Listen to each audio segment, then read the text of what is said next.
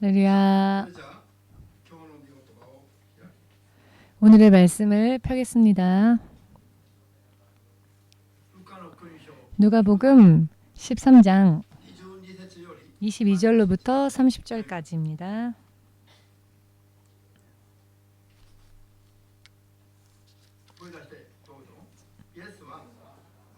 또 예수께서 각성 각총으로 다니사 가르치시며 혹이 여짜오되 주여 구원을 얻는 자가 적으니이까 저희에게 이르시되 좁은 문으로 들어가기를 힘쓰라. 내가 너희에게 이르노니 들어가기를 구하여도 못하는 자가 많으리라. 집 주인이 일어나 문을 한 번 닫은 후에 너희가 밖에 서서 문을 두드리며 주여 열어주소서 하면 저가 대답하여 가로되 나는 너희가 어디로서 온 자인지 알지 못하노라 하리니 그때 너희가 말하되 우리는 주 앞에서 먹고 마셨으며 주는 또한 우리 길거리에서 가르치셨나이다 하니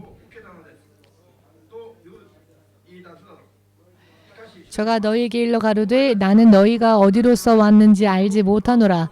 행악하는 모든 자들아 나를 떠나가라 하리라. 너희가 아브라함과 이삭과 야곱과 모든 선지자는 하나님 나라에 있고 오직 너희는 밖에 쫓겨난 것을 볼 때에 거기서 슬피 울며 이를 갈미 있으리라. 사람들이 동서남북으로부터 와서 하나님의 나라 잔치에 참석하리니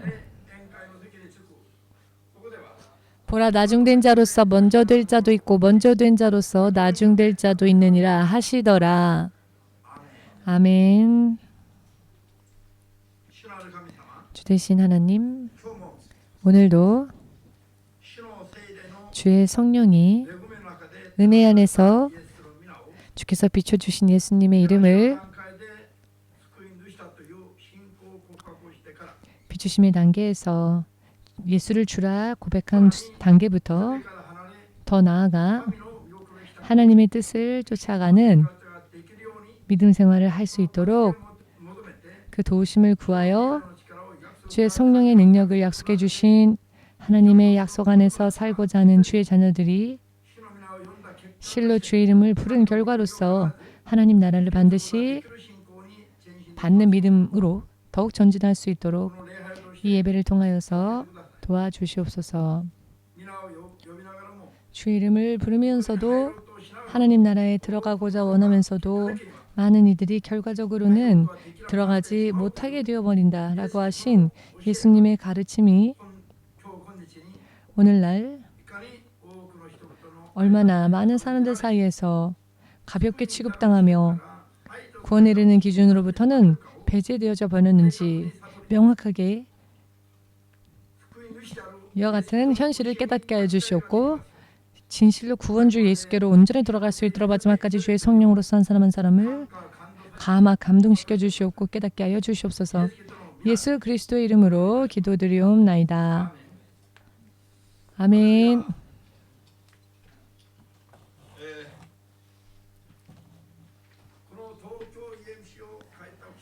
동경 EMC를 개척하고 2년가량 지났을 때에 하나님께서 어떤 꿈을 꾸게 하셨는데요.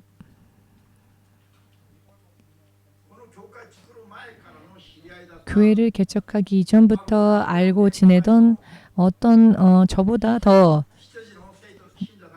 연배가 있으신 집사님이 한 분 계셨습니다. 이분이 꿈속에서 지금 이 천정보다도 1.5배 정도 더 큰 천정이 있었는데 그 천장에 머리 정도, 사람의 머리 정도의 사이즈에 사람의 머리만 겨우 통과할까 말까 하는 그런 조그만 구멍이 뚫려 있는 천정이 있었는데요. 그런데 이 천정이 지금 여기 있는 교회 천정보다 1.5배에서 2배 더 높으니까 이 천장이 너무 높은 겁니다. 그래서 손이 닿기도 어렵고 겨우 손을 닿았다 할지라도 이 구멍을 통해 빠져나가기가 아주 어려운 상황이었습니다. 왜냐하면 사람의 머리 정도 되는 크기밖에 안 되는 사이즈였으니까요. 이 집사님이 이곳을 통과해 나가야 하는데 통과하지 못하고 있는 모습을 보고 제가 이 집사님을 나갈 수 있게 도와주기 위해 그 허리를 잡고 뒤에서 밀어줄 때 사모님과 그리고 지금 나영 목사가 제 뒤에서 또 저를 보조하는 겁니다. 그래서 세 명이 겨우 이 집사님을 그 높은 천정 아래에 있는 작은 구멍으로 이 집사님이 통과할 수 있도록 도와주었습니다. 그리고는 결국 성공했습니다. 아직 아무런 일도 일어나지 않았는데 이런 꿈을 하나님이 꾸게 하셨습니다. 이 집사님은 건강하게 계셨고요. 그런데 이것이 이 집사님에 대한 미리 주시는 계시가 아닐까 하여 이 꿈을 마음에 새겨두고 있었을 때 그 꿈을 꾼 후로부터 몇 개월가량 지났을 때 이 꿈에서 나온 이 집사님이 대량의 하혈을 하셔서 출혈이 있어서 혈액의 4분의 3의 출혈이 있었습니다. 체내에 4분의 1밖에 혈액이 남아있지 않은 겁니다. 오구보 도리에 있는 국제의료센터라고 하는 병원이 있습니다. 그 병원으로 실려가는데요. 급히 실려갔을 때 의사가 진찰할 때 치료는커녕 오늘 아니면 내일 이분은 죽는다고, 그러니 빨리 마음의 준비를 하시라고, 그리고 일가 친척들 다 연락하여 마지막으로 인사할 수 있도록 24시간 이내에 제한 없이 드나들 수 있게 할 테니 가족들을 다 불러서 이제 이분의 마지막을 준비하라라는 진단이 내려졌습니다.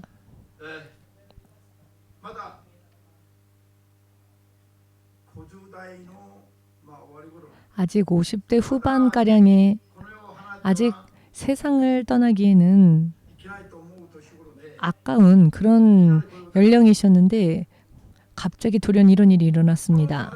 그때 저는 예전에 하나님께서 주신 그 꿈을 떠올렸습니다. 지금부터 이분을 위해서 무언가를 하지 않으면 안 되겠구나 라고 생각을 했습니다. 그래서 이분이 다른 교회를 섬기고 계시는 분이었는데, 그러니 매일 아침 제가 교회로 출근하기 전에 먼저 이분이 입원해 있는 병원으로 가서 치유하심을 위해 계속 이분이 치유받을 수 있도록 중보기도를 했습니다. 그리고 또 저녁이 되면 저녁에 가서 또 이 집사님이 치유받을 수 있도록 기도했습니다. 아침, 밤 이렇게 계속 병문안을 갔습니다. 왜냐하면 저에게 주신 꿈의 계시가 있었기 때문이지요. 그런데 일주일 이상을 그렇게 다니며 기도해도 아무런 차도가 없었습니다. 대체적으로 제가 환자를 위해서 기도할 때에 무언가 변화가 일어납니다. 그런데 이 집사님은 아무런 변화도 일어나질 않는 겁니다. 그때의 상황은 뇌사 상태와 같은 상태였습니다. 이미 뇌가 죽었다라고, 뇌사 상태라고 의사가 말을 했습니다. 심장만 뛰고 있다고, 심장만 박동하고 있을 뿐이다 라고 하였는데요. 일주일을 이분을 위해 기도를 해도 아무런 차도가 없는 겁니다. 왜 그럴까? 어찌해서일까? 라고 생각에 잠겼을 때 주님께서 알려주신 것이 지금 치유하심을 위해 기도할 때가 아니라는 것을, 저 꿈은 치유를 받기 위한 꿈이 아니었다는 겁니다. 이제 지금 이 상황에서 그 다음 단계로 문을 열어 다음 단계로 가야 하는데, 즉 세상을 떠나 하나님 나라에 가는 그 과정을 우리가 중보하지 않으면 안 된다는 것. 그런데 여기에는 치유가 필요 없지 않느냐라고. 건강한 몸으로 살다가 죽으면 천국 갈 수 있는가? 질병만 치유받으면 천국 갈 수 있는가? 기도하였더니 이런 생각이 순식간에 머리에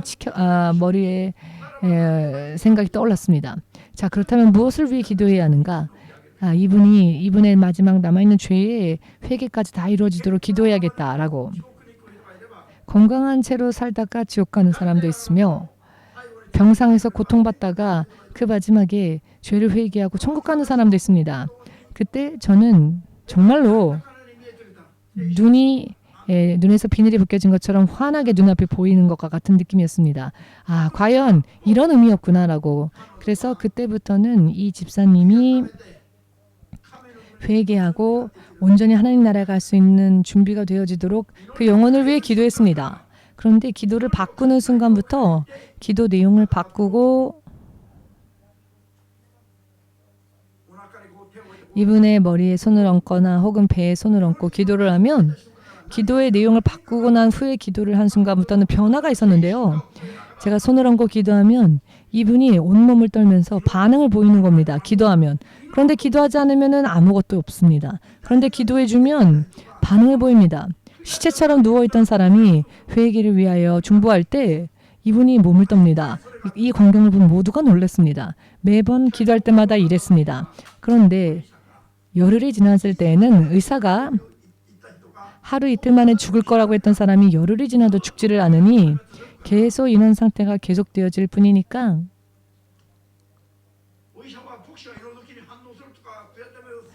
의사는 목사님이 기도할 때 이 환자가 반응을 보이는 것을 모르니까요.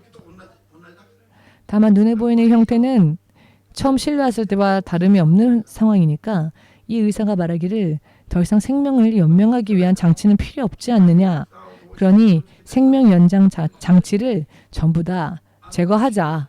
즉 안락사에 대한 말을 한 겁니다. 가족들과 또 이 집사님이 섬기던 교회의 담임 목사님을 불러 설명을 했습니다. 그랬더니 가족들도 오케이. 그 집사님이 섬기던 담임 목사님도 오케이. 그런데 제가 우연히 저녁에 또 그곳을 들렸는데 오늘 이런 결론이 나왔습니다. 라고 이 집사님의 그 딸과 그리고 이 집사님의 오빠가 이런 이야기를 저에게 전해주는 겁니다. 그래서 제가 아니 안 됩니다. 생명은 주의 손에 있는 겁니다. 주께서 이 집사님을 데리고 가실 때까지 사람이 우리 마음대로 그 생명을 멈추게 해서는 안 됩니다. 그것은 살인행위입니다. 이 일에 찬성하는 사람도 그 살인 행위에 공모하는 자가 되니 안 됩니다라고 했더니 이 집사님의 딸이 저를 보고는 막 화를 내는 겁니다. 우리 어머니는 벌써 천국 갔어요 라고 말을 한 겁니다. 우리 엄마의 영은 이미 천국 갔다고 말합니다. 엄마가 아직 살았는데 우리 엄마는 이미 천국 갔는데 왜 신목사님이 그러지 말라고 말을 합니까? 라고 화를 내는 겁니다.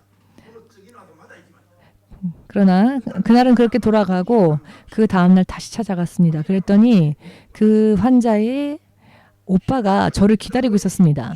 그리고 저에게 말하기를 신목사님이 말씀하시는 것처럼 생명을 하나님께 맡기고 자연히 숨을 거둘 때까지 그 안전장치를 떼지 않겠다라고 말을 했습니다. 그리고서는 또 열흘이 지났습니다. 그리고 나서 또 열흘이 지났습니다. 기도하면 기도할수록 시체처럼 누워있던 사람이 기도만 하면 몸을 떱니다. 그리고 기도를 하면 반응을 보입니다. 이 남아있는 죄를 온전히 회개할 수 있도록 중보하면 반응을 보입니다. 그리고 열흘이 지났을 때 잠들듯이 하늘로 갔습니다. 여러분 이 간증을 여러분들에게 설교를 통해서도 종종 했었기 때문에 여러분들 아시는 분은 아시겠지만 이런 일들이 이때 한 번만 일어났던 게 아닙니다. 비슷했던 내용이 그 다음에도 굉장히 많이 일어났는데요. 제가 이 사건이 처음 이런 일들이 일어났던 첫 사건이기도 하고 이것을 통해 제가 영의 세계에 대해서 알게 된 부분이기도 하기 때문에 여러분들에게 전합니다. 여러분 주 예수를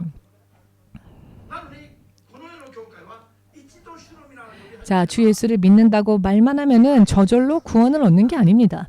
그런데 세상 사람들은 믿음의 고백을 하면 이미 구원은 확정되었다는 듯이 말합니다.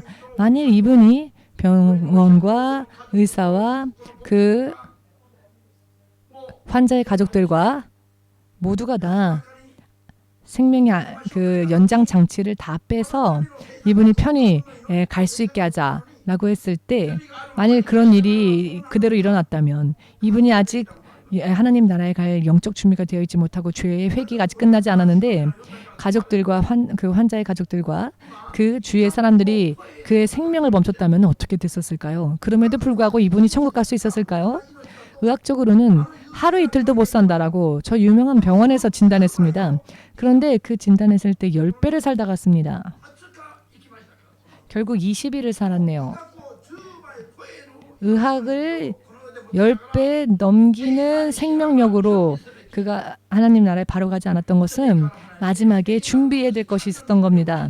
마지막에 성화되어지고 죄를 마지막까지 남아있었던 죄를 회개하는 그런 작업이 필요했던 건데 만일 사람이 사람의 생각으로 그것을 방해하여서 그 생명장치를 뗐다면 어떻게 됐었을까요?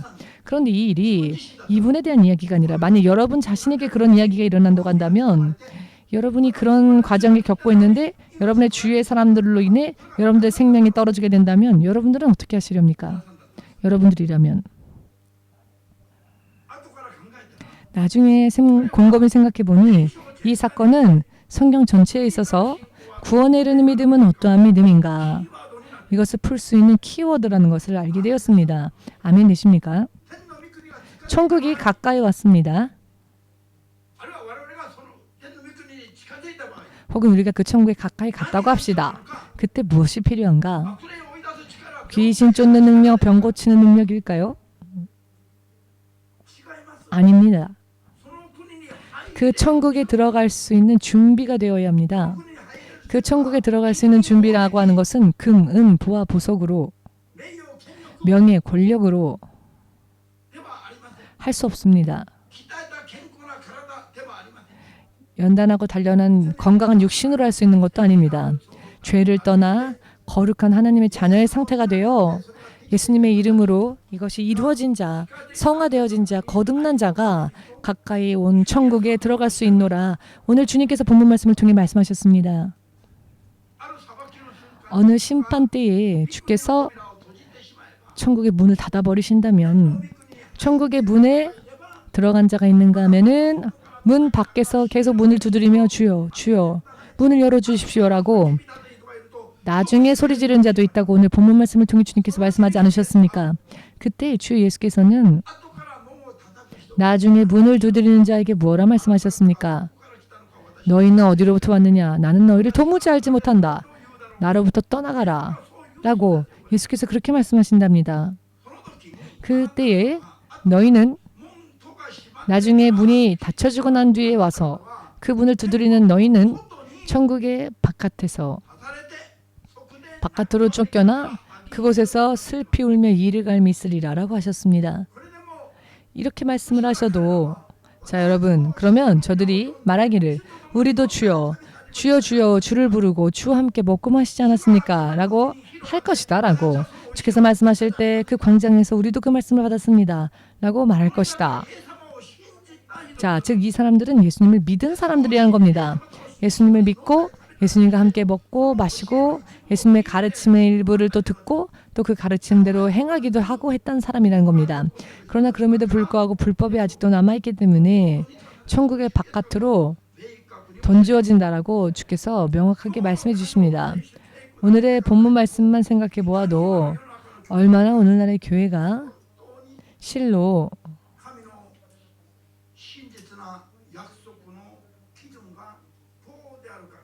하나님의 신실하신 약속의 기준이 어떠한지를 전혀 아직도 모르고 있으면서도 자기들은 예수를 믿노라 고백했으니 구원받을 거라는 착각 속에 산다는 겁니다. 여러분 마태복음 25장에 보시면 10달란트의 비유가 나옵니다. 그런데 게으른 종들이 성문 바깥에 쏙 쫓겨남을 받아 슬피 울며 이를 갈미 있으리라는 말씀이 있는데요.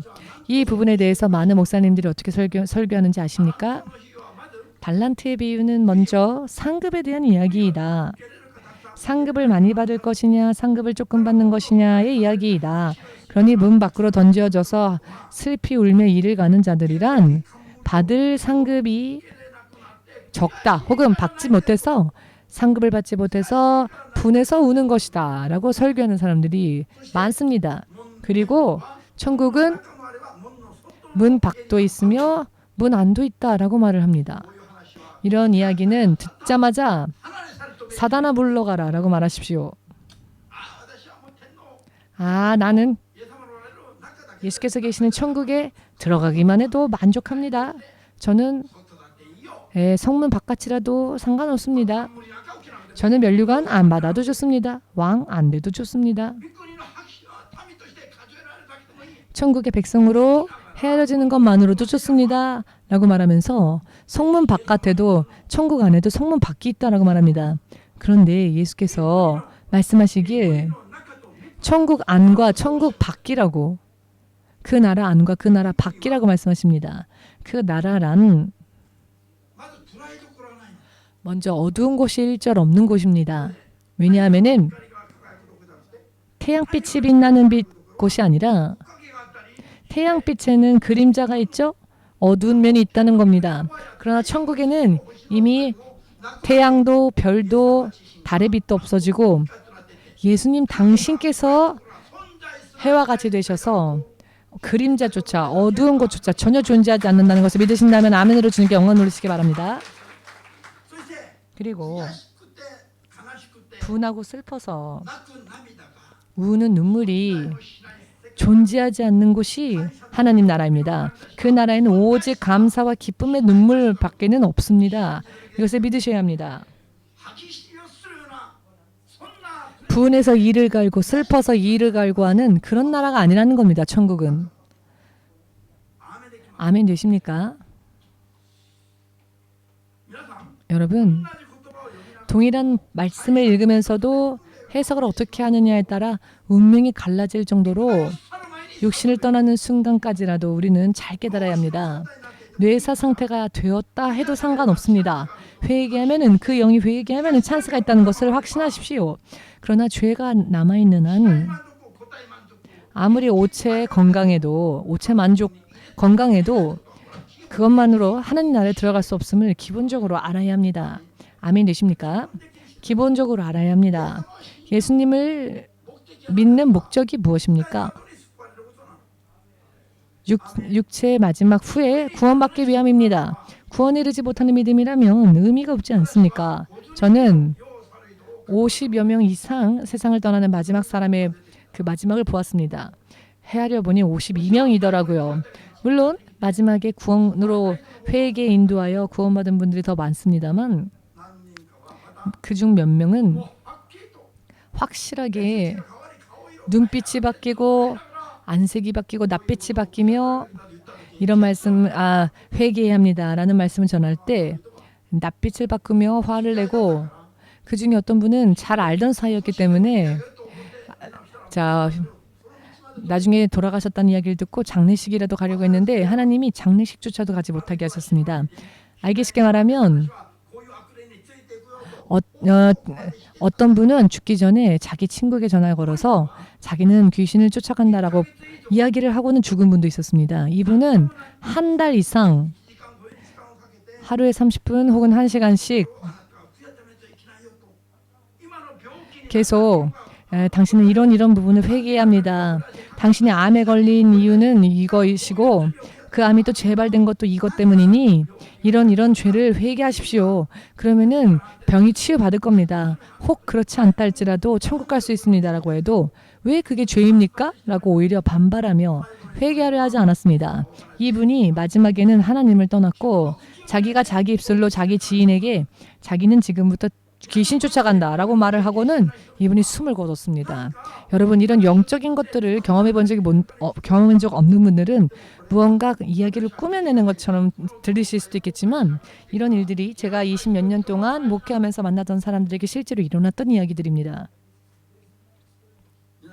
여러분 심장이 멈춘 자, 뇌가 멈춘 자 몇 명이나 있었습니다. 그러나 그 중에서도 구원받은 자들이 있으며 건강했을 때 아무리 전에도 반발하고 받으려고 하지 않은 채 그대로 세상을 떠난 사람도 있습니다.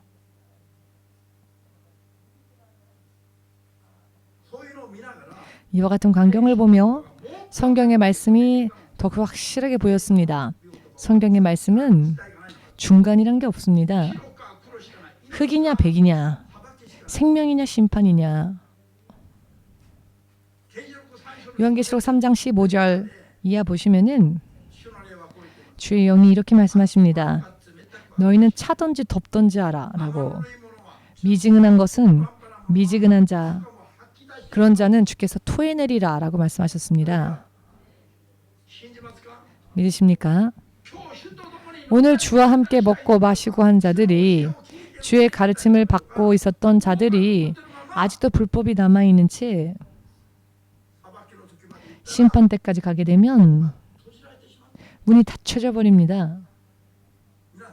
여러분, 그런 사람들이 예수님께 나는 너를 모른다, 나로부터 떠나가라 라고 말씀하실 때 저는요, 어느 날 밤에 잠깐 외출했다가 8시 이후에 교회 돌아왔다가 문의 현관이 닫혀버렸을 때 제가 아연질색했습니다. 교회를 못 들어간다라고 생각한 순간 기분이 최악이 되었습니다. 아니 못 들어가네 라고. 자유롭게 출입할 수 있는 교회를 문이 닫혀져 버려서 들어갈 수가 없게 되었을 때 아무리 열려고 해도 안 열립니다. 이게. 물론 계단이 있으니까 우리는 계단으로 올라올 수는 있지만 여러분, 그때 만일 예수님 앞에서 천국 문이 이렇게 닫혀져 버려서 아무리 두드리고 울고 발버둥을 쳐도 두 번 다시 이 문이 열리지 않게 된다면, 그런데 자기가 그때 그 바깥에 있음을 깨달았을 때 그 사람의 기분은 어떨까요? 한 번 이상 생각해 볼 필요가 있다고 생각합니다. 안일하게 세상을 살다가 나는 구원받았다라고 착각 속에 살면서 돌연 세상을 떠날 때 천국으로 갈 수 있는 길은 없고 귀신이 마중나면 어떻게 되렵니까? 험악한 귀신이 마중 와서는 가자 끌려가면 저항할 수 없는 힘에 끌려가는 그 상황을 한번 상상해 보십시오. 하나님의 광명의 천사가 아니라 실제로 이런 영적인 일들이 있습니다. 얼마나 많이 경험했는지 모릅니다. 가무라 시게유키상이 세상을 떠날 때에도 교회 옆에 있는 저 복도병원에서 마지막을 맞이했는데요. 1시간씩 제가 병문안을 갔습니다. 그런데 어느 날은 그날이 바로 하나님 인도하신 날이었는데 1시간이 지났으나 더 남아있고 싶었습니다. 그래서 남아있었더니 이분이 저에게 마치 고백하듯이 저에게 말을 이야기하는데, 목사님과 사모님에게 이런 감사하는 이야기가 감사합니다라는 이야기. 그런데 이게 저에게 마지막 인사였던 겁니다. 그리고는 12시 반이 지났을 때 갑자기 이분이 부들부들 떨면서 말도 하지 못하고 말을 잇지도 못하고는 귀신에게 눌리듯이 부들부들 떠는 겁니다. 그때 예수 이름으로 떠나라 하면 되는데 영적 준비가 되어 있지 못하면 그걸 못합니다. 말 그대로 믿음 생활은 영적 싸움입니다. 귀신이 데리러 왔는데 반응을 못합니다. 그래서 제가 왜 내가 지금 하나님이 왜 계속 나를 여기 이 자리에 남기게 하셨는지를 깨달았습니다. 마지막 영적 싸움이 남아있었다는 것을 알았습니다. 본인이 마지막 영적 싸움을 하지 못하니 제가 대신 방언으로 기도하면서 가무라 시기웃기를 방해하는 더러운 귀신아 떠나갈지어다 라고 대신 싸우면서 계속 중보 기도를 30분 냈습니다. 이럴 때는 필사적으로 기도해야 합니다. 그렇기 때문에 기도가 끝나면은 30분밖에 기도 안 했어도 쓰러질 정도입니다. 왜냐하면 이분의 운명이 달려있으니까요. 피곤해 이런 걸 생각할 여를이 없습니다. 필사적으로 기도했습니다.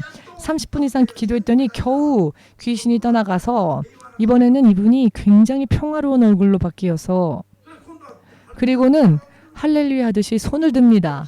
그때 천사가 보였던 것 같습니다. 천사가 맞이하러 왔었던 것 같습니다. 이번에는 시기유기상이 할렐루야 하며 손을 듭니다. 만일 제가 가버렸었다면 어땠을까요? 본인의 영적 힘은 약하고 중보해줄 자가 없는데 먼저 찾아온 그 귀신에게 끌려갔을 수도 있습니다. 정말로 성경에 나와 있는 대로 믿음 생활을 하지 않으면 안 되는 것을 이런 영적 체험을 할 때마다 너무 깨닫습니다. 하나하나 일일이 우리가 이 말씀을 듣고 실행하고 깨닫고 말씀을 삶에 적용하며 나아가지 않으면 안 됩니다. 그래서 평화로운 모습이 되고 10분 뒤에 돌연 혓바닥이 이렇게까지 길게 나오다가 마치 쑥 말려 들어가더니 두 번 다시 그 입을 열지 않았습니다. 이상하다 싶어서 손을 그 가슴에 대니 박동이 없습니다. 호흡도 느껴지지 않습니다. 아직 죽지 않았는데 이분의 부인은 밖에 나가서는 우리 남편 죽는다, 우리 남편 죽는다. 아니 아직 안 죽었는데 우리 남편 죽는다, 우리 남편 죽었다. 그때나 지금이나 너무 성급하지요. 정말 여러 많은 정말 심각한 일도 있고 너무나 불가사의한 일들도 있습니다. 아무튼 이분은 마지막에 우리에게 좋은 교훈이 되는 간증을 남겨주었습니다. 바로 이겁니다. 마지막에 정말로 마지막에 우리가 숨을 거두기 마지막에 광명의 천사가 먼저 오는 게 아니라 마지막까지 어떻게든 불법으로 들어와서 그 사람의 영혼을 마지막까지 끌고 가려고 하는 악한 영들이 있다는 겁니다. 일본 속담에는 도모비키라고 하여서 사람이 죽을 때 데리러 오는 귀신이 있다라는 말이 있는데요. 사탄의 이런 쫄개들이 이렇게 파견됩니다. 저들이 오면 영적으로 준비되지 못한 크리스찬들은 마치 가위 늘린 듯이 부들부들 떨기만 할 뿐이지 아무것도 못합니다. 저항을 못합니다. 이렇게 되면은 패하고 그대로 끌려가는 경우도 많이 있는 겁니다. 여러분, 그렇기 때문에 제가 언제나 드리는 말씀은 건강할 때에 열심히 충분히 기도하고 충분히 믿음 생활 잘하여서 육의 생각을 부수고 죄를 벗어나고 거룩한 성화의 상태의 믿음을 준비하는 거 유지하는 게 중요하다. 왜냐하면 스스로 앉을 수 없고 걸을 수 없고 의식조차 몽롱해서 더 이상 기도할 수조차 없는 뇌사 상태와 같은 심장만 움직이는 그런 때가 올 수 있기 때문에. 그러나 영은 아직 남아 있습니다. 그러면은 중보하면 이 영이 듣습니다, 여러분. 이 뇌사 상태랄지라도 중보할 때 영이 듣습니다. 그러나 그 옆에 마지막까지 이 영혼을 위해 중보해 줄 자가 없으면 어떻게 됩니까? 마지막에 그 상태에서 그냥 사탄을 쫓아가는 겁니다. 이렇게 운명을 좌우하는 비밀이 성경에는 기록되어져 있는데요. 신앙 고백 하나만으로도 이미 구원이 이루어진 것 같이 아니란 사탄의 달콤한 알사탕과 같은 그런 발림에 넘어가서는 내가 예수 믿고 고백했으니 나는 구원 받았다. 구원이 마치 끝난 것처럼 이야기합니다. 그러나 여러분, 크리스찬이 되면 더 이상 범죄하지 않습니까? 크리스찬이 되면 더 이상 범죄하지 않습니까? 우리 교회의 유치원들도 다 하는 이야기들을 어른들이 무시하면서 합니다. 성경을 한 번이라도 깊이 통독하면 어떻게 해야 구원에 이르는지가 보일 겁니다. 1독이라도 정독하기 전에 성경의 말씀을 온전히 다 알지도 못하면서 그냥 신앙 고백만 하면은 무조건 구원받는다고 세뇌되어져 버려서 성경을 읽어도 이미 읽어봤자 이미 나는 구원받았는데 이미 나는 구원받았는데 구약성경 꼭 읽어야 하나? 구약성경 읽으면은 너무 머리가 아픈데 성경 읽음의 중요를 모릅니다. 그냥 성도의 교제 시간만 있으면 좋겠다. 거짓된 할렐루야, 가짜 샬롬만 외칩니다.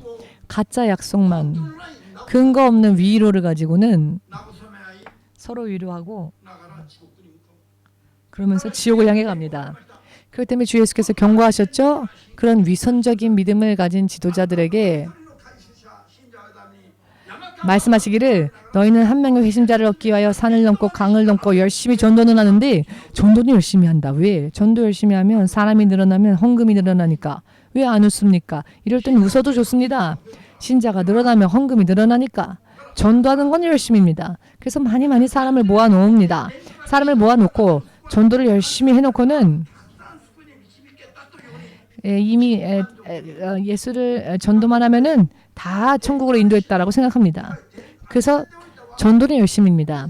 그러나 모아놓고는 천국의 길이 전단되어지고 함몰되어져서 지나갈 수가 없는데 지나갈 수 있을 거라고 생각합니다. 이게 문제입니다. 이것이 성령께서 이런저런 우리에게 가르쳐 주신 말씀을 성경을 한 줄로 말할 수 있겠습니까? 로마서 3장, 10장 이 두 군데 말씀을 하고는 믿노라 고백하면 구원에 이뤘다라고는 그 부분만 이용해서는 신앙 고백을 하면 이미 그 사람은 구원받았다라고 말하는 교회들의 가르침.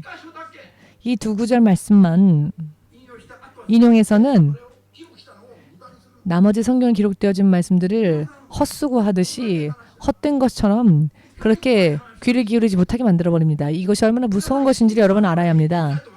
여러분 죽기 전까지 가지 않으면 모르는 이야기일까요? 아닙니다. 성령의 충만함을 받으면은 이와 같은 것들이 보입니다. 아멘 되십니까? 성경은 예수님으로부터 제자들을 통하여서 죄가 있는 상태로는 천국 갈 수 없음에 대해 확실하게 알려주셨습니다. 여러분, 사람을 험담하는 죄를 범했는데 그 죄를 회개하지 않았다 합시다. 그러면은 천국 갈 수 있을까요? 갈라디아서 5장 읽어보십시오. 술 취해 방탕한 자, 술을 알코올로서 술 취하며 방탕함을 누린 자들이 천국 갈 수 있다고 하셨습니까? 할 수만 있거든 하나님을 떠나 범죄하고 싶은 욕구에 찬 사람들은 성경에는 술 마시지 말란 말 없잖아요 라고 합니다. 그런데 성경에는 잠언 말씀에 술은 보지도 말라라고 하셨습니다. 마시지 말라가 아니라 보지도 말라라고 하셨습니다. 의미를 이해하시겠습니까? 보면 유혹을 받으니까요. 그러면 먹게 됩니다. 마시게 됩니다. 그러니 성경은 마시기 전에 마시지 말라가 아니라 보지도 말라 하셨습니다. 유혹 단계 전에 아예 보지도 말라라고 하셨습니다. 생명책에 이름이 기록되어졌다 할지라도 믿음 고백과 함께 생명책에 기록이 되지만 그러나 그 행위가 더러워지고 죄 속에 있으면 그 이름이 흐려진다고 주의 성령께서 요한계시록 3장 5절을 통해 확실하게 경고하셨는데 한번 기록되어진 생명책의 이름이 기록되어지면 한번 기록되어진 이름은 절대로 지워지지 않는다라며 성경의 말씀을 정면으로 무시하는 발언을 합니다. 이것은 사탄의 가르침입니다. 사탄의 미혹이며 사탄의 유혹입니다. 사탄의 유혹에 직면한 이브가 선악과를 따먹으면 죽을지도 몰라. 그래서 만지지도 말라 하셨어 라고 말을 했을 때 사탄이 뱀을 통해 무엇라고 말합니까? 이브야 결코 죽지 않아 라고 말합니다. 창세기 3장 4절에 나오는 말씀이죠. 성경은 반드시 죽는다. 말씀은 반드시 죽는다 하셨는데 사탄은 죽지 않아 라고 합니다. 성경책에 그 이름이 흐려진 자도 있다라고 하시는데 사탄의 가르침은 결코 흐려지지 않아 라고 말합니다. 똑같지 않습니까? 창세기의 이야기가 요한계시록의 이야기가 지금 확인되어지는 세상을 우리가 살고 있습니다. 천국에 반드시 가고자 원하시는 분이 있다면 성경의 말씀과 성령의 음성에 아멘 할 수 있는 믿음 위에 서시기를 주 예수의 이름으로 축복합니다.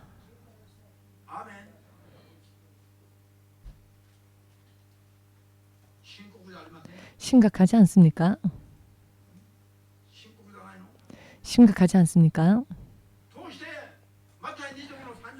어찌하여 마태복음 25장 말씀에 성문 바깥에서 이 일을 가는 자가 있다 하셨는데 어떻게 그것에 대해서 상급을 못 받아서 괴로워 분할 뿐이다 라고. 천국에는 어두운 곳이 없으며 분해서 울지 않는 곳인데 어찌 그것도 그러나 천국일 뿐이며 상급을 못 받아서 우는 것이지 지옥 간 게 아니다라고 말할 수 있습니까? 가룟 유다는 예수님의 주의를 받았지만 예수님이 경고하셨지만 예수님을 떠났습니다. 어느 한 시점에 이르면은요. 들려와도 들려오는 음성을 자신의 것으로 삼아 지키는 그런 행동을 할 수 없는 상태까지 이르릅니다. 많은 사람들이 죽기 전까지는 찬스가 있다라고 많은 사람들이 또 어떤 사람은 죽지 않고서야 어떻게 하냐라고 말합니다. 그러나 성경을 읽고 성령에 순종하며 가면 죽기 전에 어찌하면 버림받는 자가 나오고 여러분들이 꿈속에서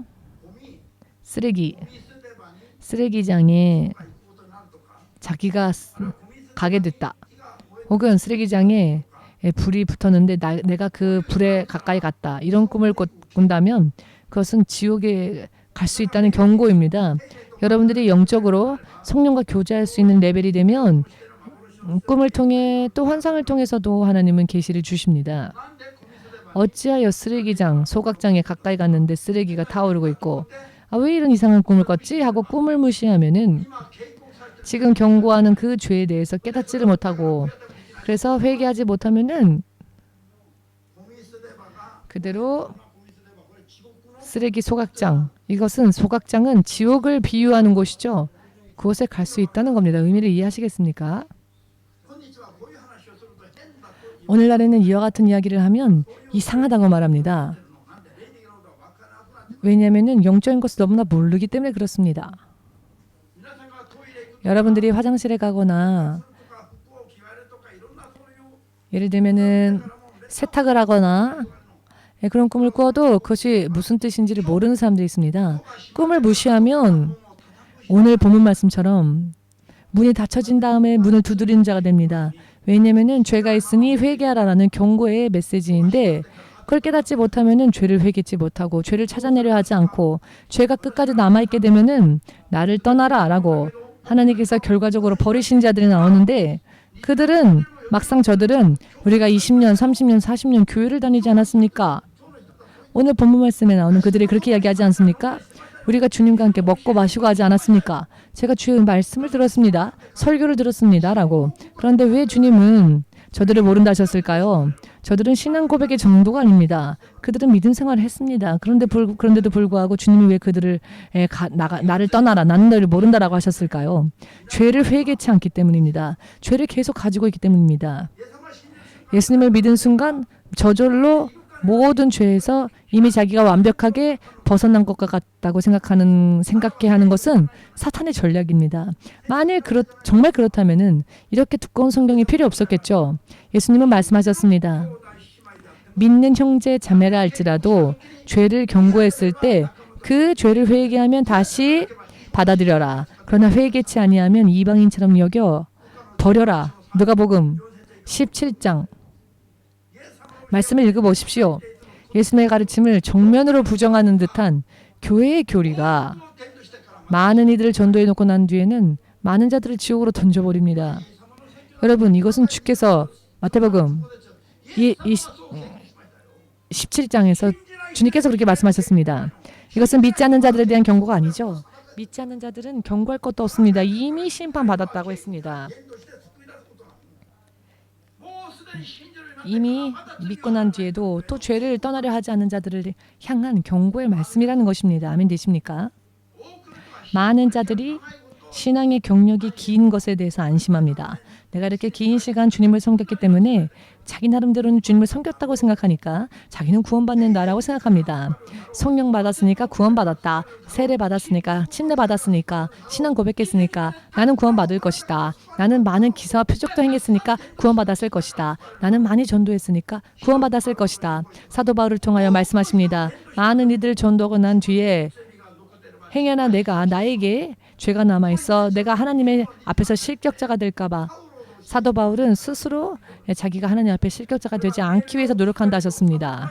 이것이 보이는 자, 이것이 깨달아진 자면 주님께 영광을 돌리시기 바랍니다.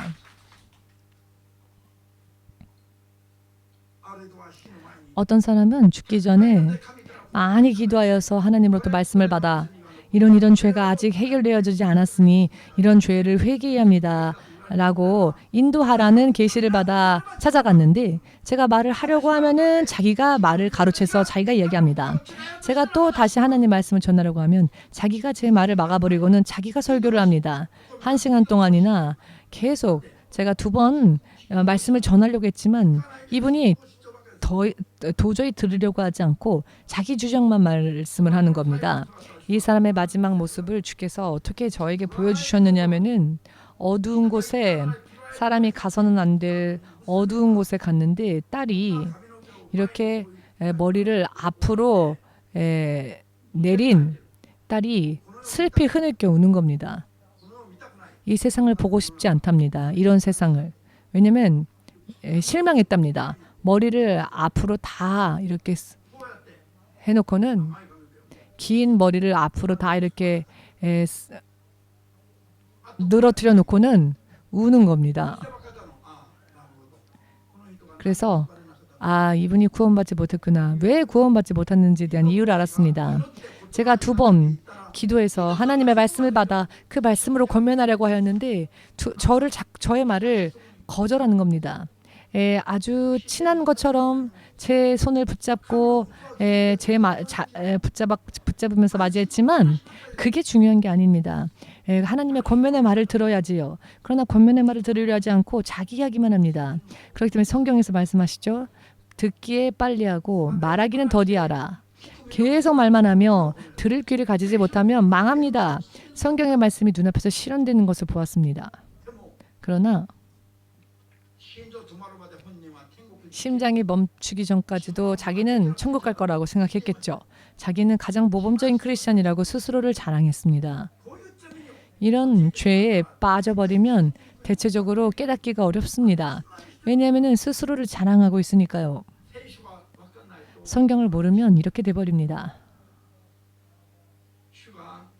주님께서 여러분들이 앞으로 3년, 5년, 10년, 20년도 지나지 않지 않을까라고 생각을 합니다만은 이런 말씀들을 기준으로 하여 세상의 흐름을 한번 보십시오. 바라보십시오. 앞으로 교회가 이렇게 바뀌게 될 겁니다. 개혁의 레벨로서 흐름이 바뀌고 지금까지의 잘못되어졌던 기준들이 무너지고 그것은 잘못된 것이었다. 이렇게 해야 한다라고 성경대로의 가르침이 설교가 이 세상에 확인할 수 있는 레벨로 변화가 생길 겁니다. 영적인 변화가 앞으로 일어날 것입니다. 그때 오늘 제가 전한 말씀을 여러분들도 이해하실 수 있겠죠. 아, 그렇구나. 이래서 그런 말씀하셨구나. 문제는 오늘, 내일, 3년, 5년 후에 예수님이 오시는 건 아니죠. 왜 못 오시냐? 아직 변화되지 못했기 때문입니다. 지금부터가 개혁이기 때문에. 그렇기 때문에 예수님 다시 오시기까지는 아직도 시간이 걸리겠죠. 그러나 우리가 죽어서 천국 가기 전까지 혹은 세대가 바뀌기 전이 아닌 우리가 아직 건강하게 살아있다면 80세, 90세까지 자연적으로 살 수 있는 수명을 여러분들이 산다면 여러분들이 살고 있는 동안에 볼 수 있을 겁니다. 그것이 표적이 될 겁니다. 앞으로 이런 영적인 변화들이 일어날 겁니다. 그것을 여러분들이 지켜보시고 바라보시면 오늘 제가 말한 말씀이 그리고 성경에서 예수께서 하신 말씀이 급부상할 것입니다. 오늘날의 세상은 예수님의 가르침보다는 교회의 목사들의 신학자들의 교리가 높아져 있습니다. 교리가 세상의 교회와 설교 강대상을 잡고 있습니다. 교리에 입각하여 설교하니까요. 그렇기 때문에 교리가 이렇게 정했으니까 그 교리에 입각하여 설교밖에 못합니다. 무슨 의미인지 되십니까? 그래서 주께서 말씀하셨습니다. EMC는 어느 한 교단에 묶이지 말고 초교파적으로 예수님의 말씀과 진리로서 성령님으로서 함께 손잡고 장로교단이니까 예를 들면 감리교니까 이런 식으로 나누지 말고 그 교리에 얽매이지 말고 성경과 성령과 예수님이 기준이 되어 여러분들 흥미 없으신 것 같은데요. 흥미 없으십니까? 왜 없으실까요? 오늘 아침에도 신학생 일부에게 말을 했지만은 부디 신학교, 바울 신학교, 무슨 신학교 말도 안 되는 발상 아닙니까? 우리들의 모델은 예수입니다. 제가 하늘에 가서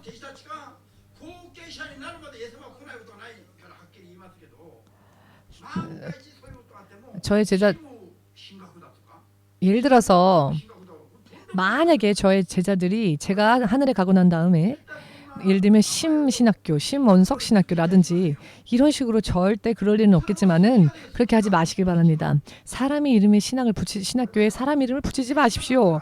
왜 틈을 만드십니까? 예수님으로부터의 중심을 벗어나지 마십시오. 사람에게 중점이 옮겨지면 안 됩니다. 바울은 죄인 중에 괴수라 했습니다. 스스로를. 죄인 중에 한 명일 뿐입니다. 무디 또한 죄인 중에 한 명일 뿐입니다. 무슨 이야기인지 이해되십니까?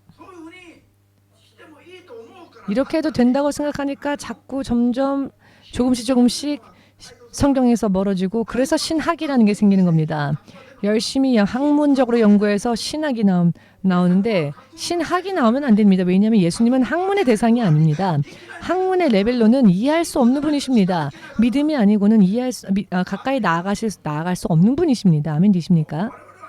우리가 믿음의 엑기스인 진리로 돌아가지 않으면 안 됩니다. 오늘 예수님의 이야기가 심각하지 않습니까? 이 짧은 문장 가운데 모든 게 담겨 있습니다. 주의 이름을 불러도 오늘 본문 말씀처럼 주께서 모른다 하시는 자들이, 성 밖으로 내쫓는 자들이, 아무리 문을 두드려도 열어주지 않는 자들이 있다고 하셨습니다. 저들이 안 믿던 불신자들이 아니라 믿었고 가르침을 받았으며 주와 더불어 먹고 마시던, 주와 친밀했던 자들이었답니다. 그럼에도 불구하고 죄가 남아있으면 저렇게 된다는 크리스찬들이 죄를 잊어버리면, 십계명을 어기면 죄라는 것을 모릅니다. 그것은 율법 시대잖아요 라고 말합니다. 그러나 지금도 십계명 어기면 지옥 갑니다. 예수님 위에 다른 신의 이름을 부르지 말라고 십계명의 중 첫 계명이 그것 아닙니까? 그런데 지금 WCC 등등 하면서 다른 신들의 이름도 인정해주고 있습니다. 그런데 그게 세계 평화를 위해서랍니다. 그게 교회가 일치되기 위해서랍니다. 교회는 사탄과 일치를 해서는 안 됩니다. 오직 예수님 안에서 일치가 되어야 합니다. 사탄은 배제해야 하는 겁니다. 사탄까지 끌어들이는 게 평화이고 사랑이 아닙니다. 사탄에게 잡힌 자들을 끌어내어 예수께로 되돌리고 일치해야지요. 사탄의 지배하에 있는 자들까지 사탄과도 함께 일치하자라는 그런 이야기가 있어서는 안 되지요. 이런 이야기는 초등학생이라도 이해할 수 있는 이야기 아닙니까? 이해되십니까? 왜 이것이 어렵다고 하시는 걸까요? 교리가 들어가 버려서 그렇습니다. 교리에 쇠뇌되어서 그렇습니다. 교리는 절대 나쁜 게 아닙니다. 왜냐하면 교리가 없다면 10명 각양각색으로 믿음이 기준이 없겠지요. 모두가 다 자기 주장만 하겠지요. 그러니까 울타리 안에서 그 왁구에서 넘어가지 않도록 교리를 만든 것은, 처음 그 교리를 만든 목적은 좀 좋은 겁니다. 교리를 만든 목적은 좋은 겁니다. 그런데 문제는 교리가 사람이 만들었기 때문에 문제라는 겁니다. 성령으로서 해석하며 말할 수 있는 사람이 만들었으면 좋은데, 연구만 하는 신학자들의 가르침을 교회가 받아들여서는 그것을 교리로 만들었기 때문에 문제인 겁니다. 이 어려운 이야기일 수 있겠지만 여러분 듣지 않으면 안 됩니다. 어렵다고 해서 내버려두면 죽을 때까지 모릅니다. 어려운 이야기라고 느껴져도 어떤 이야기일까 알려고 노력하셔서 의미를 깨달으셔서 바른 게 무엇인지를 찾아내셔야 합니다. 왜냐하면 지금은 혼미한 상태이기 때문입니다. 세상이. 할렐루야.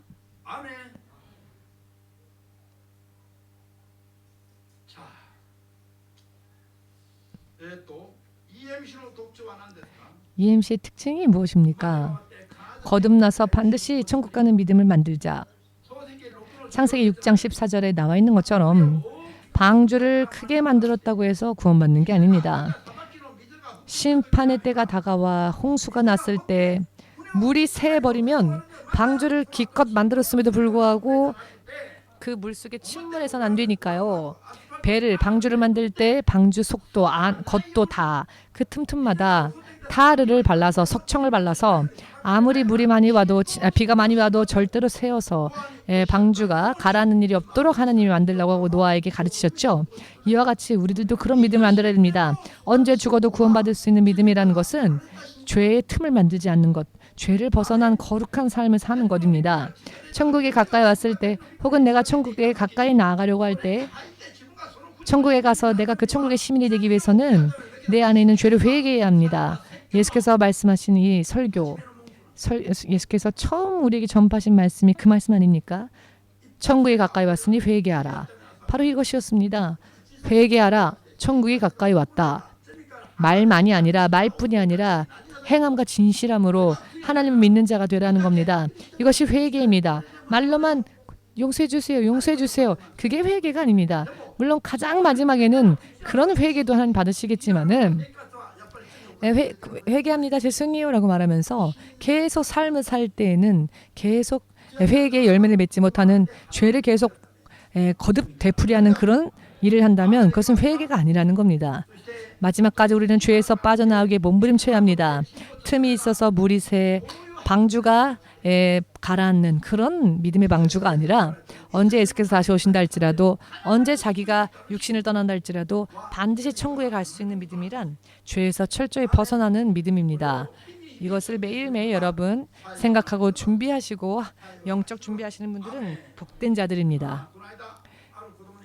며칠 전에 제가 어떤 아이에게 물었는데 만약에 죄를 범했을 때 나중에 다 한꺼번에 회개해도 됩니까? 라고. 아니 여유가 있을 때 한다고 할까요? 예를 들어서 귀신이 공격해 올 때 참고 있다가 나중에 한꺼번에 쫓아내는 게 아니라 내가 공격받았다고 생각한 순간 쫓아내야 된다라고. 일일이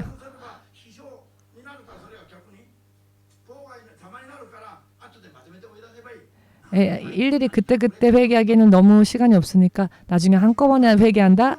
말이 안 되는 겁니다. 기분의 감정의 단계에서 당했을 때 공격이 왔을 때 바로 쫓아내는 게 좋습니다. 병에서 빈곤에서 모든 정신적인 질병에서 혹은 고통과 근심 속에 있어도 자유로워져야죠. 이 모든 것들도 죄가 원인입니다. 철저하게 죄를 회개하면 전부 해결되어집니다. 어떤 사람이 지난번에 저에게 말하기를 목사님이 10년 전 설교 영상을 봤는데 지금이 더 젊어 보입니다. 거짓말인 줄 압니다. 거짓말인 줄 아는데 실제로 저는 그때보다 훨씬 더 건강해졌습니다. 물론 저를 기분 좋게 해주려고 하는 말인지 알지만은 그러나 정말로 제가 예전보다 훨씬 더 강해졌습니다. 질병에서부터도 더 강해졌습니다. 그런 의미에서 10년 전보다 더 좋아졌다는 것은 사실입니다. 제가 병이 내 안에 들어왔다고 생각한 순간 저는 웃습니다. 왜 들어왔냐? 예수 이름으로 나가라 라고 합니다.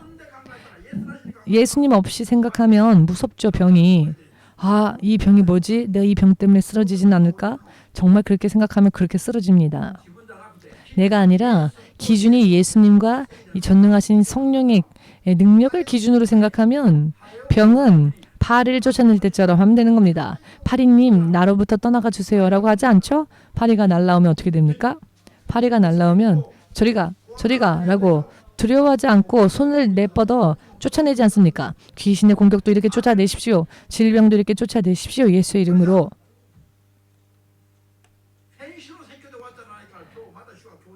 자, 지난주 설교만으로는 안 되기 때문에 이번 주에 다시 이렇게 주님이 강조하시는 겁니다. 절대로 여러분 안일하게 생각하지 마십시오. 죄를 경계할 수 있는 때야말로 구원을 준비할 수 있는 깨어있는 때입니다. 아멘 되십니까? 우리 함께 기도하는 시간 가지겠습니다. 예수여 삼창으로 기도하겠습니다.